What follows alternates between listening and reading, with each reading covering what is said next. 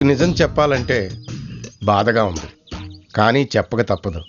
ఎందుకంటే అది నిజం కాబట్టి. Correct sir, correct. ఏంటి సార్ అది? నీకు 40 ఏళ్ళు వచ్చే వరకు కష్టాలు తప్పవు గురూజీ. అవి మామూలు కష్టాలు కావు, అష్ట కష్టాలనే చెప్పాలి. ఉదాహరణకు అవి ఎలా ఉంటాయంటే, దొరక్క నీకు ఫుడ్ దొరికితే అది నీ నోటికందే లోగా నీ కాలో నీ చెయ్యో తగిలే మట్టిపాలైపోతుంది. నీ వాకలికి తట్టుకోలేక అప్పు కోసం ఎండను పడి వెళితే అక్కడ తాళం వేసి ఉంటుంది. మరో కఠోరమైన నిజమేమిటంటే, నీ దరిద్రాన్ని చూసి భరించలేక నీ భార్య లేచి వెళ్ళిపోతుంది. ఒక్కతేనా ఎవరితోనన్నా? తప్పు. అతని దురదృష్టాన్ని చూసి ఎగతాళి చేయకు రమణ. Sorry sir. ఇదయ్యా రాంప్రసాద్, నువ్వు ఈ 40 ఏళ్ళు ఈ నరకాన్ని అనుభవించక తప్పదు. 40 ఏళ్ళ తర్వాత అలవాటైపోతుంది. ఇక నువ్వు వెళ్ళొచ్చు. ఏమో వెంకటేశ్వరరావు, కులాసైనా రమ్మన్నారట. నీకు శుభవార్త చెబుదామని పిలిపించాను. ఏంటి గురూజీ? నీకు శుక్రమహాదశ ప్రారంభం అవబోతుంది. అంటే శనిగా సెట్ అయిపోయినట్టేనా? ఆల్మోస్ట్ అయిపోయినట్టే. మీరంతా టోపీలు పెట్టుకునే ఉద్యోగాలు కూడా చేసుకుంటారు. ఇప్పటిదాకా మేమందరికీ టోపీలు పెట్టాం గానీ మాకు మేమే టోపీలు పెట్టుకుంటాం ఎప్పుడు అనుకోలేదు గురూజీ. అదే విధి. మరి ఇప్పుడు బిల్ల బంటోతు నుంచి బీట్ కానిస్టేబుల్ వరకు అందరికి నెత్తిమి టోపీలు ఉంటాయి. అందులో ఏ ఉద్యోగమో? ఎస్ఐ గారు కూడా టోపీ పెట్టుకుంటారు తెలదా? ఏది మన చదివే చదువులకు ఎస్ఐ ఉద్యోగాలు ఇస్తారేంటి? గ్రహాలు శాసిస్తున్నప్పుడు చదువులతో పని లేదు. ఏబిసిడీలు చదివినా చాలు మీ జీవితాలు విచిత్రమైన మలుపులు తిరుగుతాయి. మీకు విపరీతమైన ఫాలోయింగ్ వచ్చేస్తుంది. మీరు చాలా ఫేమస్ అయిపోతారు. వింటానికి చాలా బాగుంది. ఇప్పుడు మమ్మల్ని ఏం చేయమంటారు గురూజీ? ఏమీ చెయ్యదు, వెయిట్ చేయండి. కాలం కలిసి వస్తే అదృష్టమే మిమ్మల్ని గేలం వేసి పట్టుకుంటుంది.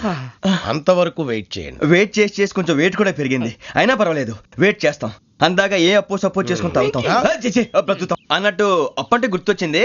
అప్పు మీద మీ అభిప్రాయం ఏంటి గురూజీ? ఏంటరా ఇంత నుంచి మీకు ఎదుగుతున్నాను రా. ఇక్కడేం చేస్తున్నారు?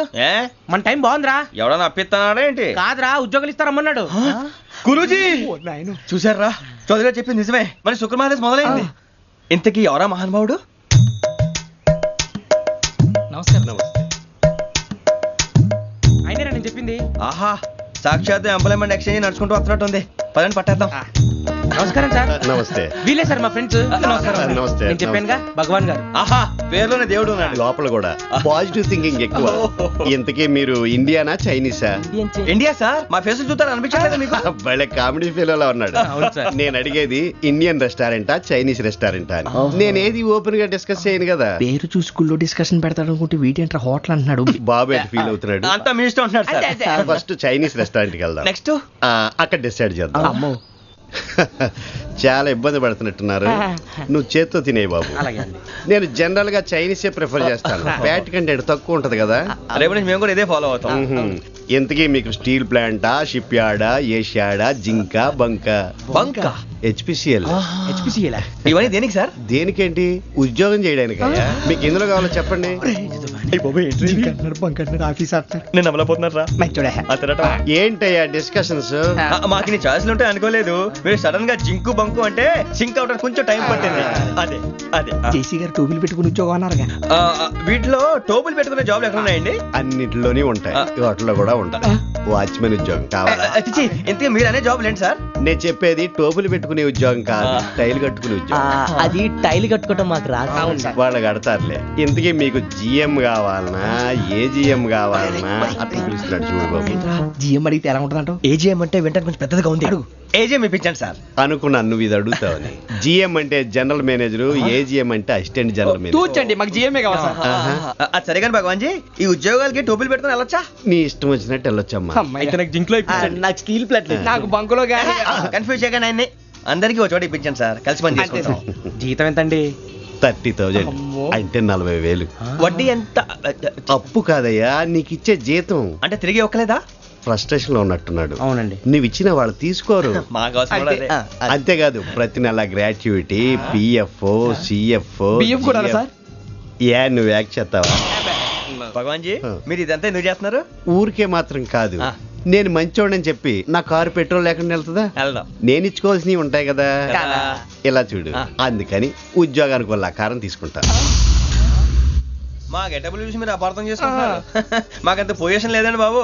పోనీ నలుగురు కలిసి ఉద్యోగం చేసుకోవచ్చా? మీ దరిద్రం నాకు అర్థమైంది. మీ నలుగురు కలిసి 1,00,000 రూపాయలు ఇవ్వండి చాలు. నేను నమ్మనరా, డబ్బుల విషయంలో అసలు నమ్మను. నాన్నగారు మీరు అలా అంటాం భావ్యం కాదు. ఏదో జేసీ గారి సిఫార్సు వల్ల శని గారు సైడ్ అయ్యి శుక్రమహాదేశం మొదలైంది. ఉద్యోగం దానంతటి అదే వెతుకుంటూ వచ్చింది. అందుకని ఇంకేం కావాలో చెప్పండి. స్టీల్ ప్లాంట్ లో జీఎం అని పెద్ద పోస్ట్ అమ్మా. జీతం 30,000, నెల నెల ప్రమోషన్లు, సిఎఫ్లు, డిఎఫ్లు, పిఎఫ్లు, బిఎఫ్లు. ఇవన్నీ నువ్వు చదివిన చదువుకే. అబ్బాబే దీనికి చదువుకి సంబంధం లేదండి. చెప్పాను కదా శుక్రమహాదశ, అది దాని పవర్ అనుకోండి, ఎఫెక్ట్ ఈ అనుకోండి. రోజుల్లో కూడా గ్రహాలు అబ్బా ఏంటండి వాడన్న ప్రతిదాన్ని ఇలా కొట్టి పడేస్తారు. చిన్నప్పటి నుంచి లక్షలు పోస్ట్ చదివించారు. అమ్మా నువ్వు లేని పోనీ పెట్టుకో. లక్షలు ఎక్కడైనా ఊరుకోరా, మాట వరుస కదాలే. ఒక 25,000 ఇస్తే వాడి జీవితం సెటిల్ అయిపోతుంది అంటున్నాడుగా, అంతగా ఆలోచిస్తారేంటండి? అమ్మా నాకు ఉద్యోగం రాగానే మీ అందరినీ స్టీల్ ప్లాంట్ షిఫ్ట్ చేస్తానే. ఓకే నువ్వు చెప్పేదంతా కరెక్టేనా? నాన్నగారు మీకు అంత అనుమానం అది ఇవ్వకండి. సర్లే, ఇప్పటికిప్పుడు అంత డబ్బు అంటే కష్టం గానీ నా కెనటిక్ హోండా అమ్మాలి. నాకు తెలుసు మీరు ఆ నిర్ణయం తీసుకుంటారని, అందుకే పార్టీని పట్టుకొచ్చాను. బయట వెయిటింగ్.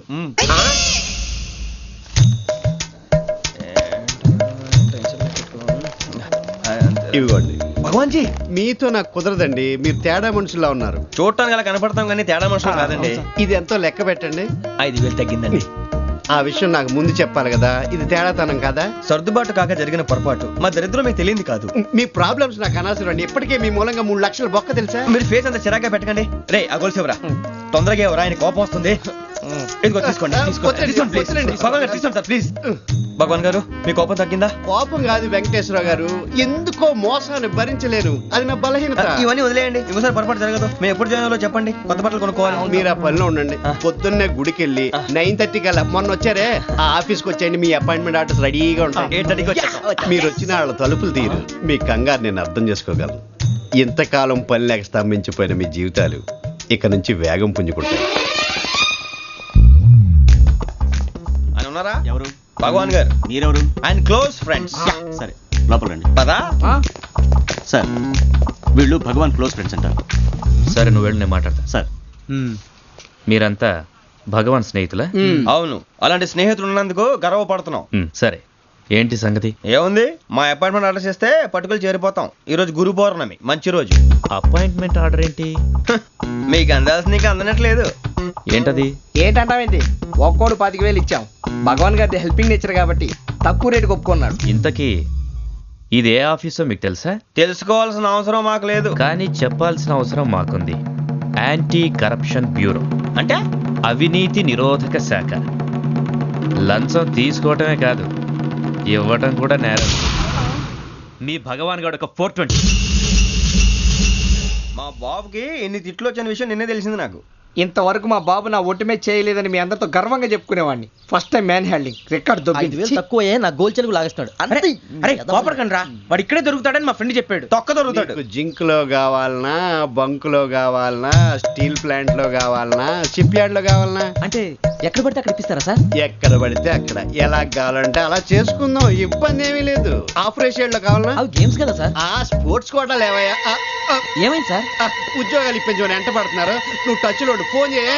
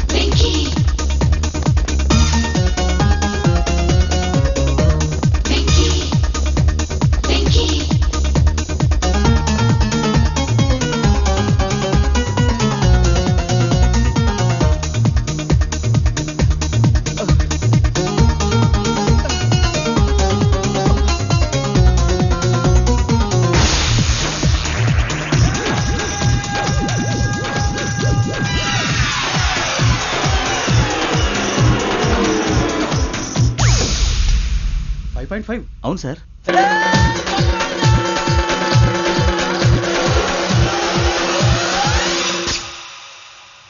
గ్రేట్.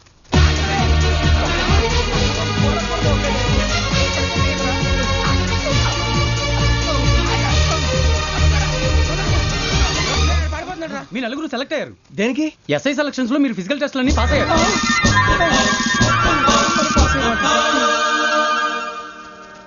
కానీ మేము అప్లై చేయలేదు సార్. అప్లై చేయలేదా? చేయి వదలకండి సార్, కాలు పట్టుకోవాల్సి వస్తుంది. రాగరాకు వచ్చిన అవకాశం. సరే, మీరంతా డిగ్రీలు పాస్ అయ్యారా? ఎప్పుడో. ఓకే, ఇప్పుడు అప్లై చేయండి. Thank you sir. నేను మేనేజ్ చేస్తాను. Thank you sir. మీరు రిటర్న్ టెస్ట్ ప్రిపేర్ అవ్వండి. అలాగే సార్. All the best. రేయ్, ఈ పరీక్షల్లో సమాధానాలని ఏబిసిడ్యూల్లోనే ఉంటాయి. ప్రతి ప్రశ్నకి 4 ఏదో ఒకటి కరెక్ట్ ఆన్సర్. ఏది కరెక్టో మనకు తెలియదు కదరా. నీకు ఏబిసిడ్యూల్ తెలుసు కదా? తెలుసు. అయితే కళ్ళు మూసుకుని 4 ఏదో ఒకటి రాసుకుంటూ పోతాం. మన అదృష్టం బాగుండి అవి కరెక్ట్ అయితే పాస్ అయిపోతాం. ఎస్ఎల్ కూడా అయిపోతాం. వారిని ఏబిసిడీలు వస్తే ఎస్ఐలు అయిపోతాం అని తెలిస్తే నానా కష్టాలు పడి డిగ్రీలు చేసేవాళ్ళం కాదు కదరా. రెడీ, స్టార్ట్ చేద్దాం. నీ ఇష్టదేమో ఆంజనేయ స్వామి. వేసుకో. నీ ఇష్ట పొలిటీషియన్ వాజ్పేయి. ఏబిసిడీలో రావాలి. నేషనల్ లెవెల్లో కాదు, స్టేట్ లెవెల్లో 7. స్టేట్ అయితే చంద్రబాబు నాయుడు. సిఎస్కో. నీకు ఇష్టం క్రికెటర్ ఎవర్రా? Mister dependable. ఆడేవడరా? ఓ నీ క్రికెట్ లో విజ్ఞాన ప్రదర్శనలో ద్రావిడు. డిఎస్కో. వేసావా? నీకు ఇష్టమైన నటుడు? బాలకృష్ణ. సమర్ సుమారెడ్డిలో డీటెయిల్స్ వద్దు, బిఎస్కో. అయిపోయిందిరా. అందరూ దీన్నే ఫాలో అవ్వాలి. రాత్రికి ఏబిసిడీలు బాగా బట్టి పట్టండి.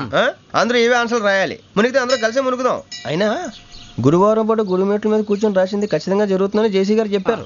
మన ప్రయత్నం మనం చేద్దాం, మిగిలిన ఎక్కడికి వదిలేద్దాం. ఆయన కూడా ఏదో పని ఉండాలి కదా.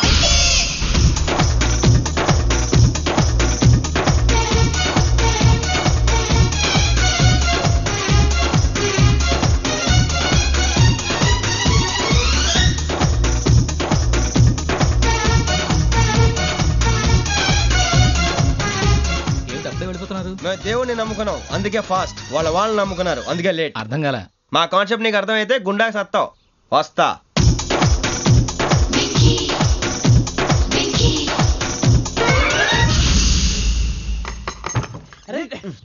మనం అనుకున్నదంతా జరిగిపోయిందిరా. పొద్దున చిరా తెప్పించకండి. ఎవరు పోయారు? నీ దరిద్రం పోయింది. నువ్వు ఎస్ఐ ట్రైనింగ్ కి సెలెక్ట్ అయ్యావు. అన్న తండ్రి నేనే నమ్మలేదు, వాళ్ళు నమ్మారు. నాన్న నోరు తెరవరా. వాడు ఇంకా మొహం కడుక్కోలేదమ్మా. వాడికి ఏం కొత్త కదమ్మా, నువ్వు పెట్టవే. అమ్మా, చాలా సంతోషంగా ఉంది. ఈ సంతోషాన్ని వెంటనే చౌదరి గారితో పంచుకోవాలి. డేయ్, ఎవడన్నా సంతోషాన్ని కన్నవాళ్లతోటో కట్టుకున్న దాంతోనో పంచుకుంటాడు. నువ్వు మాట్లాడితే దరిద్రుడు జేసీ గారితో. నాన్నగారు, మీకు 1,00,000 సార్లు చెప్పానే అనొద్దని. నేను ఈ రోజు పొజిషన్కి వచ్చానంటే ఆయనే కారణం. జగదాంబ చౌదరి గారు అంటే దైవాంశ సంభూతుడు. అయితే వెళ్ళి